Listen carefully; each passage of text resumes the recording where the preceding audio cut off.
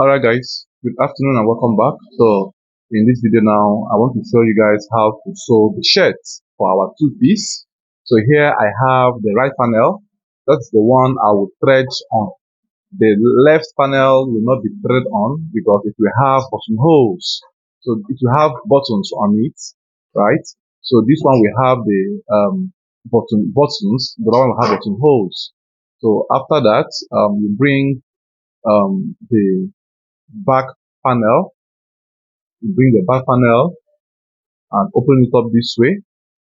Then you bring your front panel, the corresponding side, you add it up this way as well. Then you make sure you hold it equally that way. So you bring the back facing and place it on top that way. So make sure you place the corresponding parts of both the facing and the back panel together. So this is the shoulder area. You join the shoulder area as shown. Then cut your threads this way. Now do the same joining on the other side. Turn it over this way. Then lap the front panel to match with the back panel. Then place the back panel on top this way. And then make sure you join the same inch which you use in the drafting stage, right? So after you must have done this, now you'll go ahead and lock the back facing. So I'm trying to take my time to arrange this shoulder joining properly before I do that. Alright, so you thread it as shown, half an inch all through that way. Make sure that the three panels are equal that way. Thread to the very end. Then cut your threads as well. Cut your threads as well. Then the next to do is to lock the back facing. Please make sure that when locking your back facing, you must have top stitch your shoulder. Now the shoulder top stitching is very important because it helps as well to make it lap. But alternatively, if you use hemming gum when joining the shoulder, which I do mostly on my senator outfits, to top stitch the both shoulders, make sure that when you are top stitching, you are holding the shoulder point very well and very clearly so that none will be rumpled underneath or elsewhere. Then cut your threads and then you now lock the back facing. So you must make sure you top stitch the shoulder first before you start locking your back facing to avoid the shoulder area not being properly relaxed. Then at this point, you also make sure that the center back facing ironing must correspond with the back panel center ironing as well. So once you are good with that, you thread all through this way. You thread all through this way.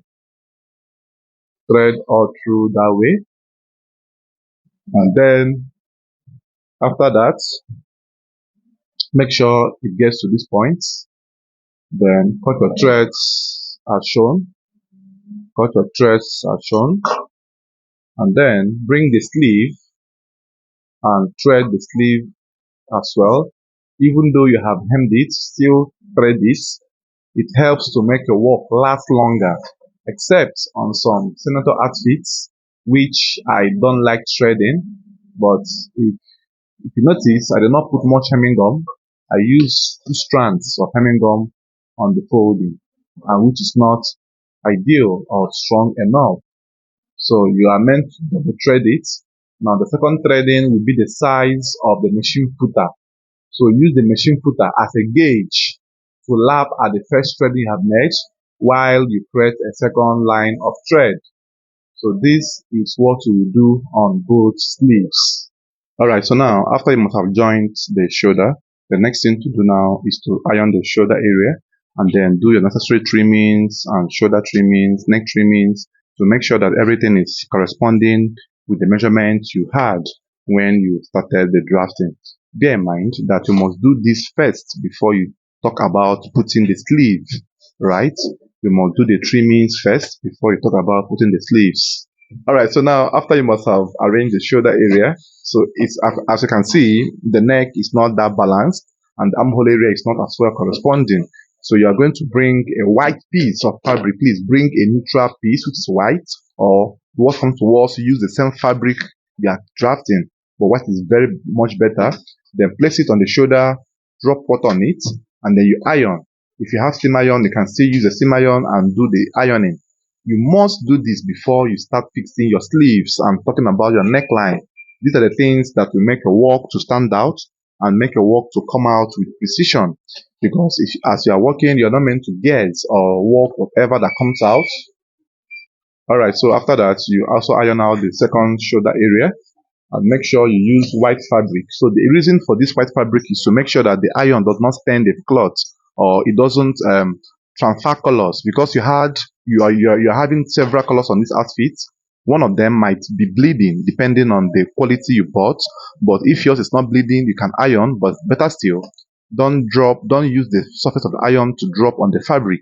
It is one of the precautionary measures where you which I use to handle my fabrics so that it doesn't look old after stitching. So after that, you trim out the excesses, because you must have corresponded the button allowance at the center, and then trim off any uneven parts at the sides or the both sides. Also trim this area as well. Trim it as well. All right, so now after that, you now fold it equal this way and then align it properly. Now, please note that the armhole that is shorter, the front armhole line, is the maximum depth which we trim. You are not meant to encroach further or deeper than the front armhole that is short, that is 1 inch or thereabouts shorter. So after this, you're going to apply the shoulder measurement on your shoulder area, and then the shoulder I had was 19 plus half inch for the joining becomes 20. So from 10 inches is where I'm going to trim. So mark at 10 inches. So once you mark at that 10 inches, continue in that direction. Don't come in much. Continue in that same 10 inches direction and go curvy. Then your curvy nature will not exceed the 1 inch shorter or the front armhole line. That is the deepest part of your armhole you are going to have. After that, you notch the shoulder area, notch the both shoulder points, and then align the down part of the shirt. You know, this shirt is going to be um, a square shirt or a block form folding at the hem. It's not going to have curve because of the nature of the outfit we are making.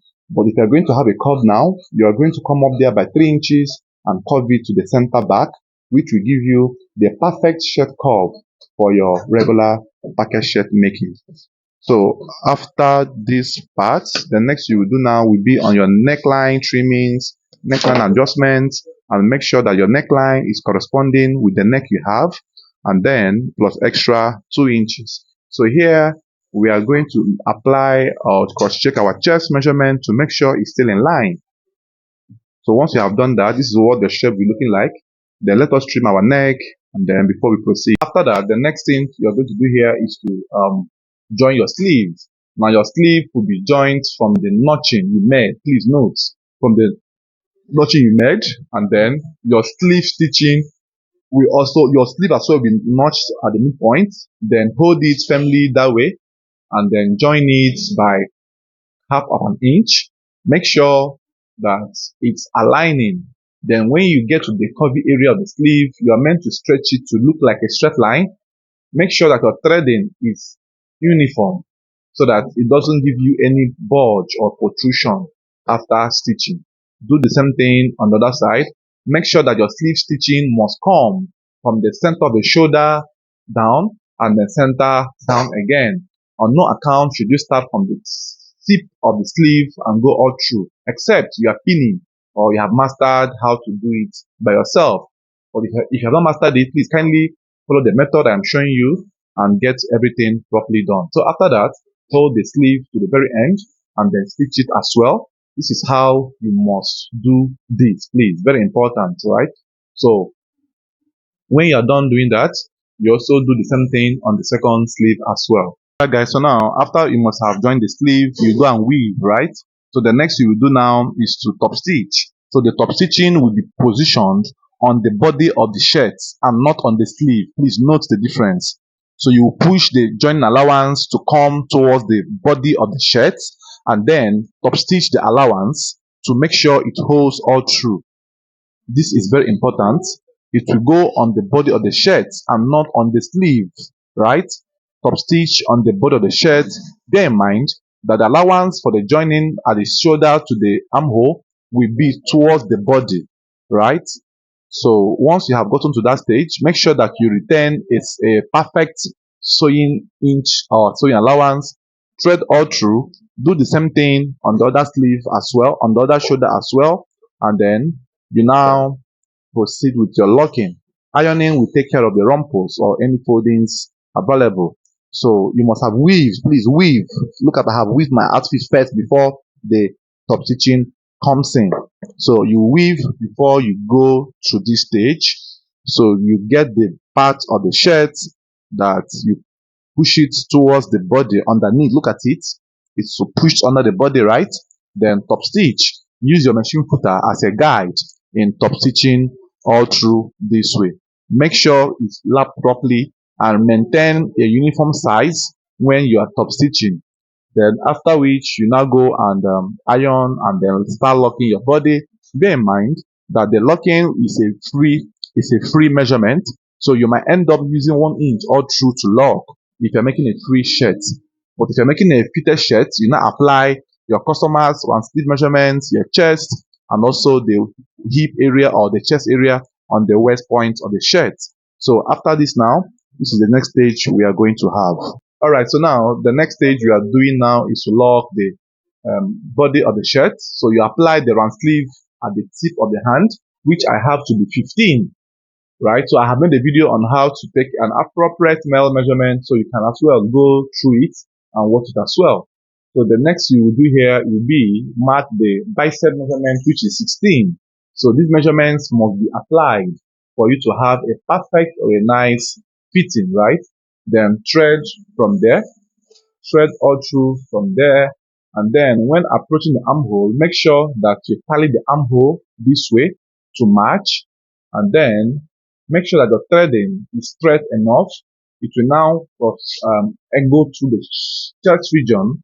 At that point, you can still apply your chest measurement, or better still, use 1 inch to lock it all through. If you are making a free shirt, just like the one I am making here, but if you're making a fitted shirt, apply the chest on that area to know what to use in locking, right? So now remember I told you guys that this shirt is a square shirt at the hem. It's a block shirt, not curvy like the normal shirt. So we are going to have the folding just like our normal senator outfit, but in a bit smaller version. So from there, mark 15 inches or 16 inches for the opening, and then thread it to that point, and then stop at that same position. Double thread there, and then cut off the threads. So the excess allowance there will be used as the opening for the shirt closure, right? So do the same locking on the other sleeve as well. Apply the one sleeve of 15 at the tip of the sleeve and then 16 at the inside. Then apply your chest. If you're having a chest measurement you are using to work, then lock it as shown. So after this now, the next thing we do now will be to weave the shirt and to fold it. Then the last thing of this video will be on the collar fixing and the neck balancing. I have not done the neck trimming yet, so I'm yet to do it. So you proceed with this stage before you get to the neck trimming. So watch the video to the end for you to see how these things are done. So now after this, the next thing you do now, open press the side joinings. You must have weaved it as well, right? And then if you have enough allowance or excess allowance, you can trim it. Then open press it all through this way. Open press all through both to the sleeve before you now start thinking of hemming or threading, depending on what you want to do. But I'm going to hem, right? Open press the sleeve this way. This open pressing helps the cloth to relax from the outside. You have to do it on the inside to enable this to relax properly. So after this now, the next you will do now will be the hemming aspect of the shirt. Remember that I have not done the collar, which I also do in this video. So now for the hemming, you fold it either 2 inches or thereabouts. Make sure that your folding must be equal. Then you iron, sprinkle water that way. You iron. Please note that you must fold the down part first before you start folding the sides. You must fold the down part first, and don't allow the folding to tilt out or come or be visible from the button allowance, because it's not proper that you have the folding coming out from the button allowance area. So cut your threads as shown, and then after that, or after which, you now place your hemming gum on that or at that position. Place it this way. Place all through this way. Then make sure that you drop like 2 or 3 strands of hemming gum. Then you fold. If you have a heavy fabric, you can add 4. But since our fabric is light, you just add 2. And bear in mind that you can still thread this after hemming. It's just to make it to lap properly and make the threading to be neat as possible. So after you must have done this now, the next to do is to fold the side. Now the side folding must come from that point where the thread ended. This is very important. Make it to come from that point where the threading ended. Don't fold it to be before or after, so that it will lap properly. So once you're done with it, this is what it will look like. And then you put your hemming gum. You put your hemming gum as well, that way, and then you now hem. This is what you are going to do. So do the same process on the 4 edges or the corners of the shirt. Bear in mind that because of the button opening on the front, before you fold the other part of the shirt panel, you need to cross check the length to make sure that they're equal, so that one will not be hanging and the other one will be longer. So these are the mistakes you could do, but if you have them in mind and work towards them, you will end up not doing the mistakes, right? So just bear in mind this is how it is being done. So I will take my time now to hem the rest, which I know most of you must have seen or watched previous videos on how to hem a shirt or how to hem a senator outfit. So if you have done that, fine and good, use the same process and do the hemming. After you must have hemmed it, now you still need to thread it, because the threading will help to reinforce the folding, right? Because if you don't thread, it will pull off easily. If you notice, I use just 2 strands of hemming gum. That to show you that I will need to thread it as well. But if you don't want to thread it, you can use 4 strands to hold it firmly. And make sure that when you are threading it, the thread lines must correspond with each other. None should be bigger or wider than each other, right? So thread all through. So measure it with the end of each threading to start up a new threading. So the line will remain the same, and that means you should know how to control your thread lines. Then cut your threads. Then the next thing we are going to do now will be our collar, gumming and fixing. So you also thread the sides. Start from here, thread it all through this way, and then stitch it to this very point. Then this is all you need to do for the side threading. So do the same thing on the other side, and then you continue with your collar fixing.